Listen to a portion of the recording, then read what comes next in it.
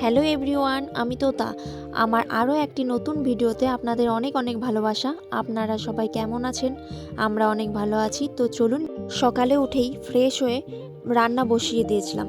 প্রথমে ডালটা বসিয়েছিলাম, তা করতে করতে দেখি মাছওয়ালা চলে এসছে।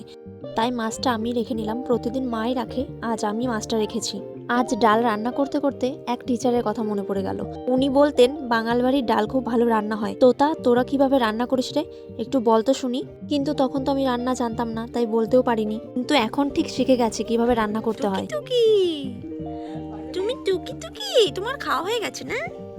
তোমার খাওয়া হয়ে গেছে? প্রথমে ডালটা সেদ্ধ করার পর খুব ভালোভাবে ঘাঁটতে হবে। তারপরে একটু থকথকে ভাব এলে জলের পরিমাণটা ঠিকঠাক দিতে হবে, মানে খুব বেশি নয়, যাতে ডালটা খুব পাতলা না হয়ে যায়, একটু গাঢ় গাঢ় ভাব থাকে। তাহলে ডালটা খুব সুন্দর লাগে খেতে।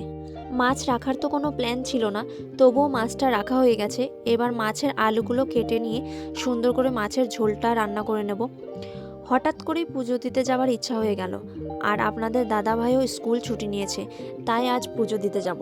সকাল থেকে যেহেতু পুজো দিতে যাওয়ার প্ল্যানটা হয়নি, তাই আর কি করা যাবে, মাছটা ভুল করে রেখেই ফেলেছি।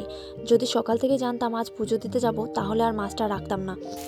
তাই সকালের কাজগুলো মোটামুটি গুছিয়ে নিয়ে রান্নাটা বিশেষ করে, যাতে আমরা পুজো দিয়ে এসে খেয়ে নিতে পারি। আর মা তো বাড়িতে থাকবে, মা তো খাবার খাবে। তারপর স্নানটা সেরে নিয়ে আমরা বেরিয়ে পড়বো পুজো দিতে মন্দিরে। ছিলাম আজ দুজনে খালি পায়ে হেঁটে হেঁটে মন্দিরে যাব, কারণ মন্দিরটা আমাদের বাড়ি থেকে খুব দূরে নয়। তবুও বাইক নিয়ে বেরিয়ে পড়তে হলো, কারণ সকালের সমস্ত কাজ, তারপরে এই রান্নাবান্না সেরে কোথাও যেতে গেলে তো একটু দেরি হয়েই যায়। আরও আমি রেগে গেছিলাম আর একটা বিশেষ কারণে। আজ মুডটা একটু অফই ছিল, কারণ আমার তো দেরি হয়েছে। তারপরে আমি স্নান করে এসে দেখি আপনাদের দাদাভাই স্নানই করেনি। তখন আমার মাথাটা আরও গরম হয়ে যায়। আমি তো আজ রীতিমতো হাও হাও করে কান্না করে ফেলেছিলাম, কারণ এইখানে ঠাকুরমশাই আসেন 11টাতে, আর আমাদের 11টা পার হয়ে গেছে, বাজে তখন প্রায় 11:30। কিন্তু আমরা এসে দেখি লোকজন সবাই বসে আছে পুজো দেওয়ার জন্য, কিন্তু ঠাকুরমশাই এখনো পৌঁছাননি। তখন আপনাদের দাদাভাই হাসছে আর বলছে, দেখলে তো, ঠাকুর যা করে ভালোর জন্যই করে। এই জন্যেই বলে ভগবান চাইলে সবই সম্ভব। ভগবান চেয়েছে পুজো নেওয়ার জন্য, তাই আমরা আজ পুজোটা দিতে পারলাম। ঠাকুরের কাছে প্রার্থনা করি আপনারাও যাতে সকলেই ভালো থাকেন। ও, এত কথা বলতে বলতে আপনাদের তো বলাই হলো না আমরা কোথায় পুজো দিতে এসেছি।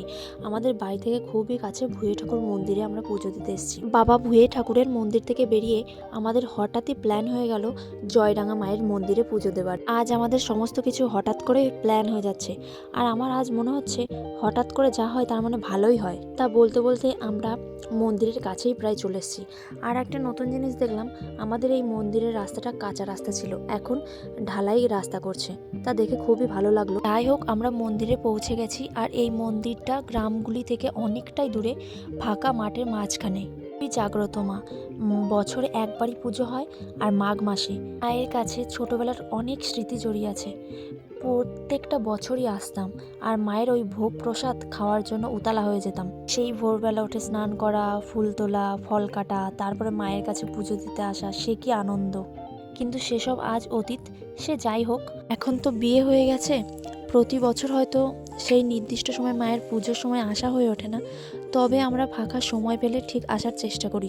অনেক দিন পরে মায়ের দর্শনে এসে সত্যি খুব ভালো লাগছে। ভেবেছিলাম পুজো দেওয়ার পর অনেকটা সময় মায়ের মন্দিরে কাটাবো, কিন্তু তার হয়ে উঠলো না, কারণ বাবুকে তো মায়ের কাছে রেখে এসেছি। মা তো সবসময় একা একা রাখতেও পারবে না অতটা সময়। মায়ের মন্দিরে ও বাবার মন্দিরে আমরা সুন্দরভাবে আমাদের পুজো দেওয়া হয়ে গেছে। এবার আমরা প্রণাম করে নেব দুজনাই, তারপরে মায়ের দর্শন করে আমরা বেরিয়ে পড়বো বাড়ির দিকে। আপনারা সকলেই ভালো থাকবেন। এবার তাহলে আসি।